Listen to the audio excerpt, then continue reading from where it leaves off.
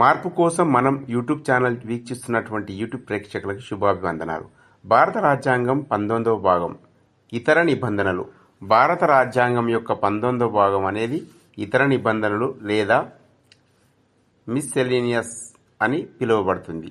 ఈ భాగంలో ప్రధానంగా రాజ్యాంగంలో వివిధ ఉన్నత పదవుల్లో ఉన్న వ్యక్తులకు సంబంధించిన రక్షణలు, ప్రత్యేక అధికారాలు, అలాగే రాజ్యాంగ పత్రాలను వివరించే కొన్ని అంశాలు పొందుపరచబడ్డాయి. ఈ భాగం అంత పెద్దది కానప్పటికీ కొన్ని ముఖ్యమైన విషయాలను ఇది వివరిస్తుంది. ఈ భాగంలో ఉన్న ముఖ్యమైన అధికరణలు ఆర్టికల్స్ మరియు వాటి సారాంశం.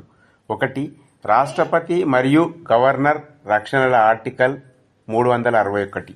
రాష్ట్రపతి లేదా గవర్నర్ తమ పదవీకాలంలో తీసుకున్న నిర్ణయాలు, చేసిన పనుల విషయంలో ఏ కోర్టుకు కూడా జవాబుదారీగా ఉండరు. వారి అధికారాలను నిర్వహించేటప్పుడు వారు చేసే పనులకు సంబంధించి ఏ కోర్టు కూడా వారిపై క్రిమినల్ కేసులను లేదా వారెంట్లను జారీ చేయదు.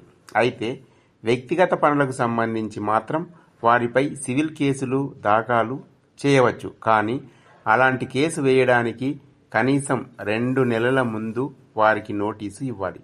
ఇతర రక్షణలు పార్లమెంట్ లేదా రాష్ట్ర శాసనసభలో జరిగే చర్చలు, ప్రసంగాలను పత్రికలు లేదా టెలివిజన్లలో ప్రచురించడానికి కొంత రక్షణ ఉంటుంది.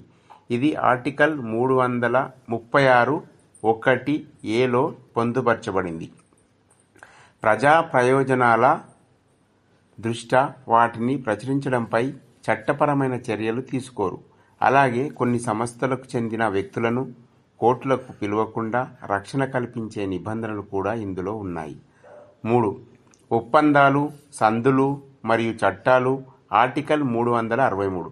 భారతదేశ స్వతంత్రానికి ముందు బ్రిటిష్ పాలనలో ఉన్న భారత రాజ్యాలతో చేసుకున్న ఒప్పందాలు, సంధులు విషయాలపై కోర్టులు జోక్యం చేసుకోకుండా ఈ ఆర్టికల్ రక్షణ కల్పిస్తుంది. అంటే ఆ ఒప్పందాల వివాదాలను కోర్టులో సవాలు చేయలేరు.